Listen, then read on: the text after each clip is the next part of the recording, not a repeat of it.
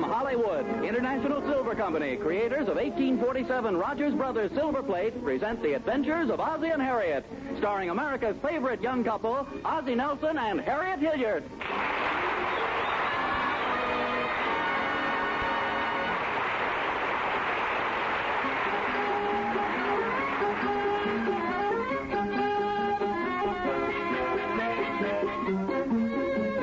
Folks, let's look in on the Nelson household at 1847 Rogers Road. It's late morning, but Ozzie and Harriet haven't even eaten breakfast yet. They were up quite late last night, and as we join them in the living room, they're discussing the events of the night before. Gee, that was a wonderful party last night, wasn't it, Harriet? Yeah, it certainly was. And it's amazing what happens to you after one glass of beer. Now, just what is that supposed to mean? You trying to imply that one glass of beer made me, shall we say, a little hazy?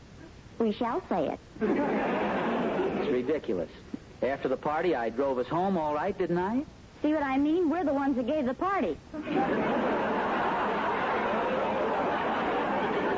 I was just going along with the gag, Smarty. It was a very lovely party, and you know it. Have you called the insurance company yet? No, I haven't really checked to see if there's any damage. Say, we certainly had a lot of interesting people here last night, didn't we? Yeah, I wonder who they were. A lot of them were complete strangers to me. Of course, I was busy most of the evening being the perfect host. Oh, yeah, you were the perfect host. Well, now, why do you say it that way? I thought I was very attentive and very charming. I hope you noticed that I admired each and every woman's dress as she walked into the room. You admired every woman's dress, all right. In fact, you mortified that one woman completely. Well, how should I know she wasn't wearing a bustle? Oh, say, and speaking of being a perfect host, how about the time you helped serve the sandwiches? Oh, I thought I served the sandwiches very well. Well, honey, there are certain things that guests take for granted. You didn't have to keep saying, they're free, they're free. Everybody knew I was only kidding. Oh, and by the way, dear, if we ever give another party, let's not invite that Charlie, huh? Charlie who? You know, that Charlie whatchamacallit. Oh, him. I thought you liked him. Oh, I guess he's all right, but he's such a ham. Always trying to hog the spotlight and be the life of the party. Well, I didn't notice. When was that? When? Why, every time I began my impersonation of Edward G. Robinson.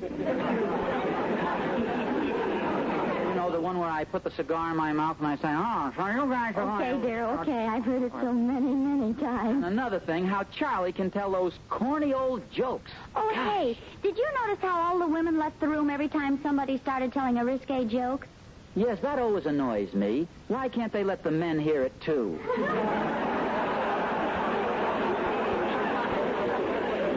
It was a swell party, though. I really had a wonderful evening.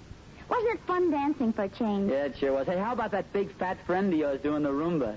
Yeah, she was quite a sight. For every time she danced around the room once, she rearranged the furniture twice. I wonder if Gloria has breakfast ready yet. I'm absolutely starved. Starved? Well, not exactly, but you know how us women like to exaggerate a little. Oh, yes, which brings up a little matter I've been wanting to talk to you about. What's that, dear? That exaggeration of yours at the party last night, the one that involved me. Well, I've been wondering when you're going to bring that up. Why did you announce to everybody that I could do 50 push-ups? Well, I'm proud of you, dear. Were you proud of me when I could only do 7 and nearly burst a blood vessel? You certainly let me down. That's just the point I'm trying to make. I didn't let you down. You just built me up too high. Well, how would it have sounded if I'd said, my husband can do 5 push-ups? That'd be pretty small potatoes. So I simply said 50. You noticed that everybody was very much impressed. Yeah, until I couldn't get up after the 7th one. But you must exaggerate, dear. I wish you'd leave me out of it. Oh, here's David. Good morning, son. Morning, Pop. Morning, Mom. Good morning, David. When are we going to have breakfast, Mom? Well, maybe I'd better go out in the kitchen and see how Gloria's coming along. Party kept her sort of busy last night, and she cleaned up afterwards. I'll be back in a minute. How was the party last night, Pop? Oh, it was a lot of fun, except for one embarrassing situation your mother got me in. What happened, Pop? Well, your mother insisted on bragging about me, and she just let herself go. Of course, she's a very lovely and wonderful woman, and I wouldn't criticize her for the world. But, oh, brother, how that gal can exaggerate things. I know, Pop. When she tells other kids' mothers about my grades, she always adds 5 points onto every subject. I'd like to hear what she'd tell them if you made 100 and something. Don't worry about it, Pop. There's not a chance. Oh, why not, David? Well, nobody's perfect, you know. Where'd you pick that line up? From you. Oh. When you get older, son, you'll find out that women are the biggest problem in a man's life. They're so stubborn and obstinate. And yet, at the same time, they're so changeable and confusing. It's impossible for you to figure them out. Well, gee whiz, Dad. Why do men marry him? Well, I'll take that up in a different talk.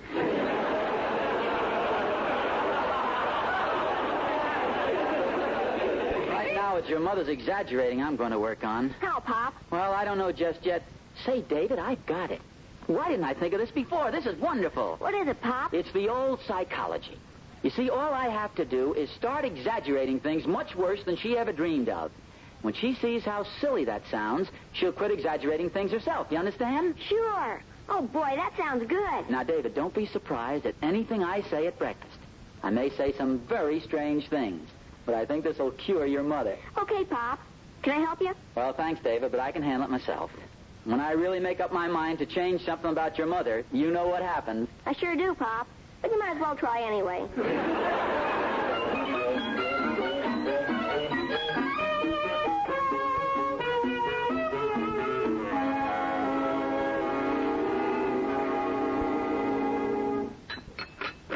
How's breakfast, dear? Oh, just fine. That's good.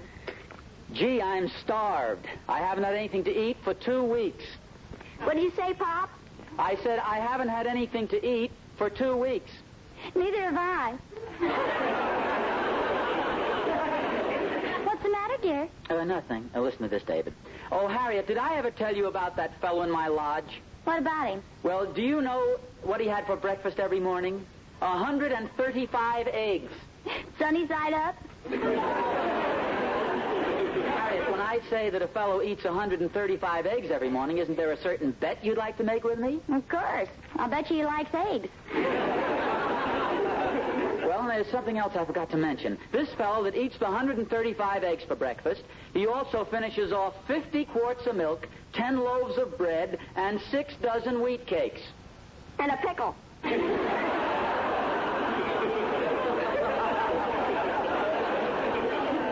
Another slice of bread, dear? Thank you. By the way, Harriet, I saw the strangest thing in the paper this morning. It's all about a boy with 2 heads. Oh, is that so? Another boy with 2 heads. There have been several cases like that lately. Well, this one is very unusual because one of his heads is smarter than the other, and this boy is in 4B and 4A at the same time. That's right. Half of them is in my class. A little more milk, dear? No, thanks. I don't feel like eating anymore. I wonder what happened to Gloria. No, I don't know, dear, but if you've finished breakfast, I'll call her. Oh, Gloria! Gloria! Did you call me, Mrs. Nelson?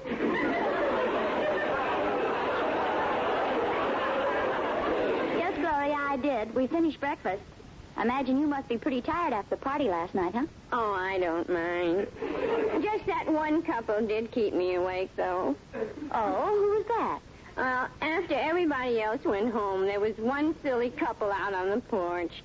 And they were mooning and cooing and talking mushy talk, and I just couldn't fall asleep. But, Gloria, you can't hear anything on the porch from your room. You can if you lean out the window. Was there much food left over, Gloria? Let me see.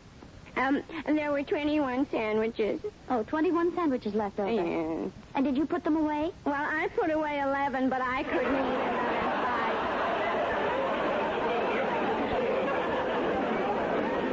5. Well, thanks to you, Gloria, everything at the party went smoothly, with the possible exception of those cocktails you mixed. Boy, they were really something. Oh, that's a wonderful drink, Mr. Nelson. I invented it myself. I call it the air pressure cocktail. The air pressure cocktail? One drink and you blow your top. Oh, so that's what it was. My boyfriend, Elmer, really knows how to make strong drinks. He once mixed a drink, and all he took was one sip, and he ran up to the wall and drew a great big picture of an automobile on it. Oh, isn't that ridiculous? Yeah. And then I took a sip, jumped in, and drove home.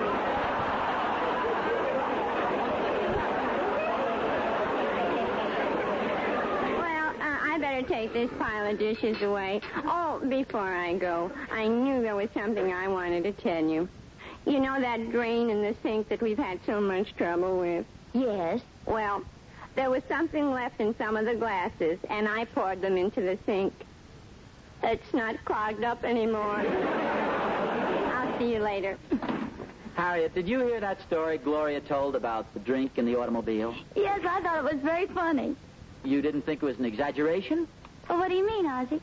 I simply mean that you've become so accustomed to exaggerations, dear, that you don't even notice them anymore.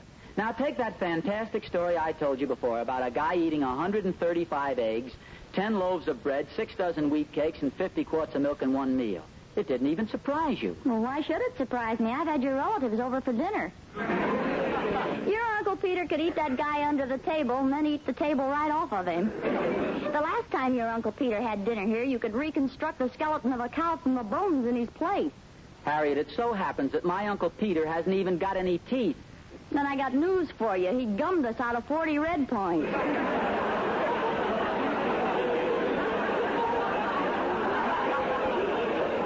Harriet, I'm merely trying to show you how foolish it is to exaggerate things. I know you don't mean any harm, but it's little things, like the price of a dress, the age of a piece of antique furniture. Oh, my goodness. What's the matter, dear?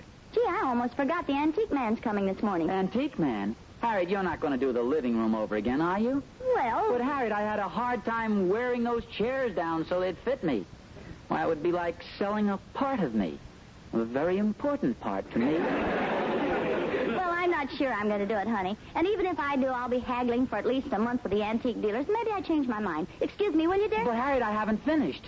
Oh, you don't mind eating alone, do you? I mean about the exaggerating. Oh, that. I promise never to do it again as long as I live. There's an exaggeration right there. I'm going to cure her of that exaggerating if it's the last thing I do. And there's a distinct possibility it'll be the last thing I do.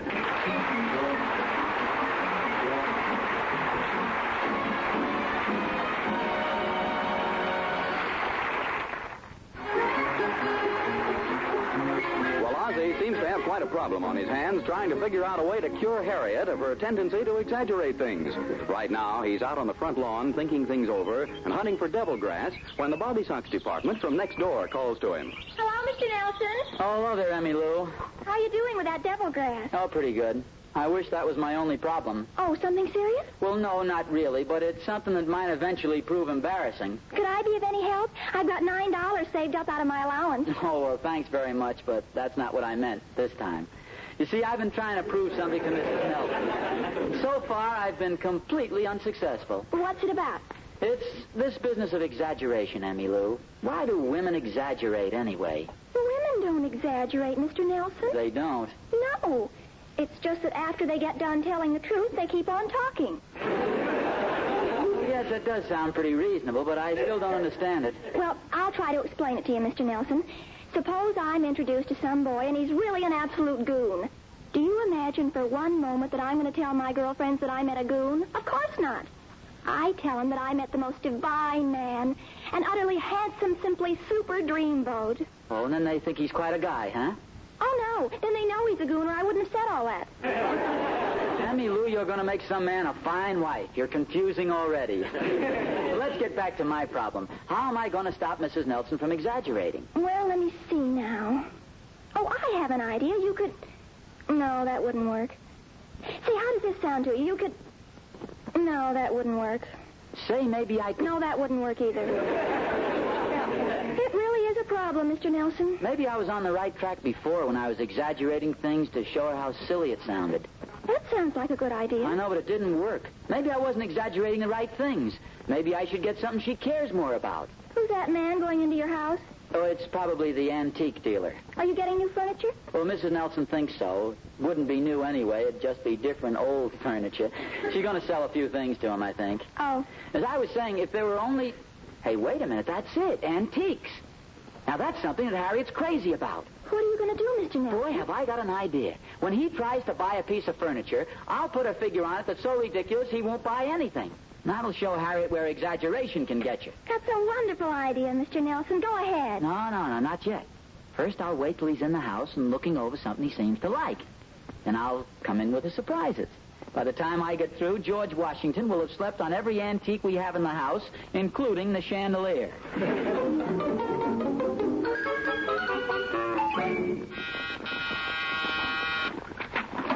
Mrs. Nelson?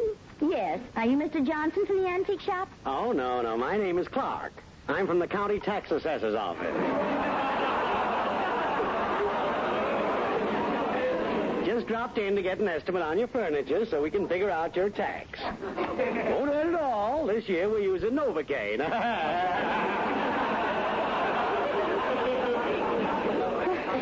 You certainly seem happy at your work. Oh, I've been at it a long time. Know it like a book. Yes, ma'am. When I start assessing, I ain't just a guessing. If it's got to be done, it's got to be done. Here's the living room. Go ahead and assess. Yeah, okay, I'll start with this table here. Well, it's very nice. Looks moderately priced. I'd say $50. That's about right. Oh, hello, dear. Oh, Harriet. Ozzie, this is Mr. Clark. How do you do? I was just looking this table over, Mr. Nelson. Your wife and I figure it's worth about $50. $50? Are you kidding? This table is worth $5,750.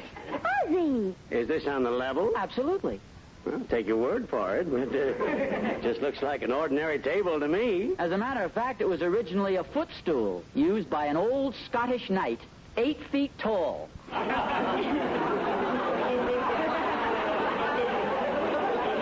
course, the knights were longer in those days. Ozzie, dear, Mr. Clark And is I from suppose you think this piano here is an ordinary piano? Well, it looks like a regular piano. Well, sir, this is one of the most valuable antiques in all America. This happens to be the very piano that the finance company took back from Franz Schubert.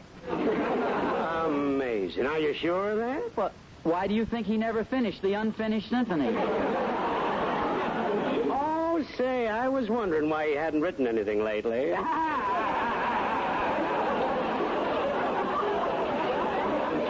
Ozzie, why don't you let Mr. Clark judge these things himself? My wife is very modest about it, but practically everything in this room is a rare treasure. Oh, brother. Hey, I'd better mark some of these things down. Do you have a pencil? Well, here, you can borrow my pen. Thanks.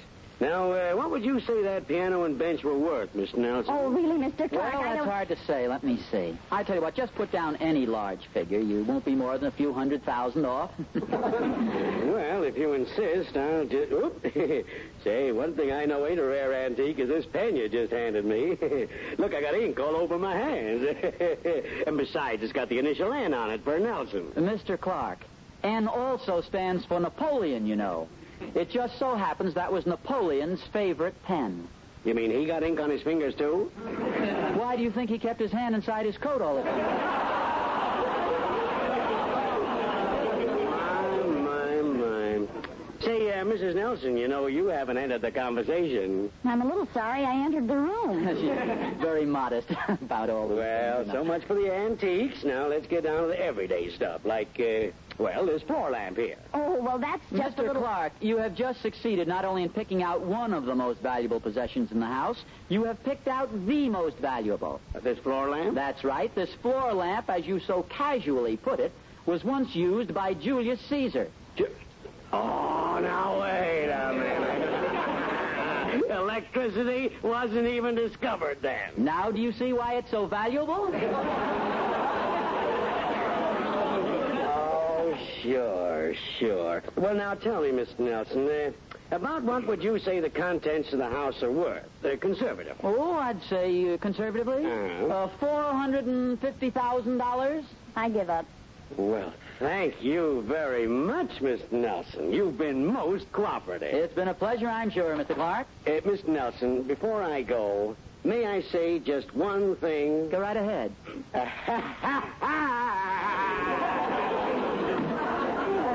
Silly sort of a fellow, isn't he? But a nice chap. Ozzie Nelson, will you please explain those ridiculous stories you were telling that man?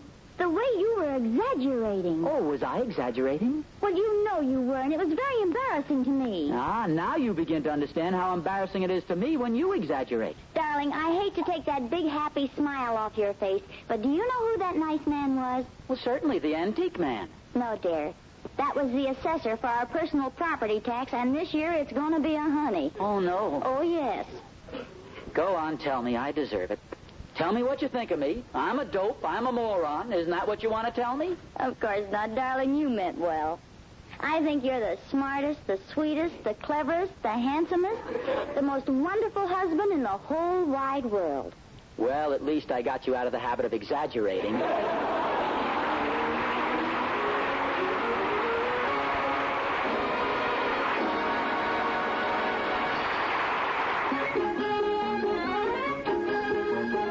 Back to Ozzie and Harriet.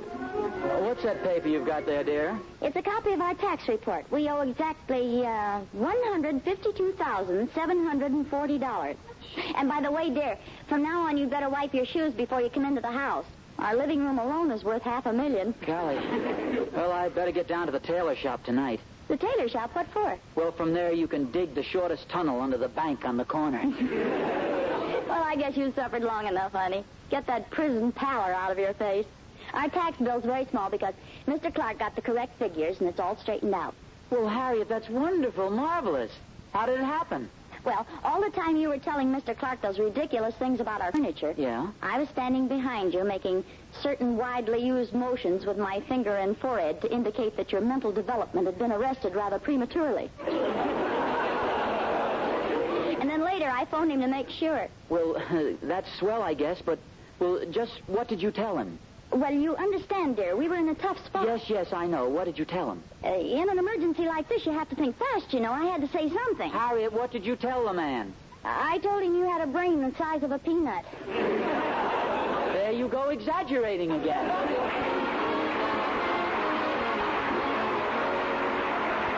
International Silver Company, creators of 1847 Rogers Brothers Silver Plate, invite you to listen again next Sunday to the adventures of Ozzie and Harriet, with songs by the King Sisters and music by Ozzie Nelson's orchestra. And don't forget, America's finest silver plate is 1847 Rogers Brothers. You're right, Harriet. America's finest silver plate is 1847 Rogers Brothers. This program originates in the Hollywood studios of the Columbia Broadcasting System and is also broadcast over the Trans-Canada Network of the Canadian Broadcasting Corporation. This adventure of Ozzie and Harriet will be transmitted to our men and women overseas by shortwave and through the worldwide facilities of the Armed Forces Radio Service. Appearing in support of Ozzie and Harriet were B. Benaderet, John Brown, Joel Davis, Louise Erickson. Original music was composed by Billy May. This is Vern Smith speaking. This is CBS, the Columbia Broadcasting System.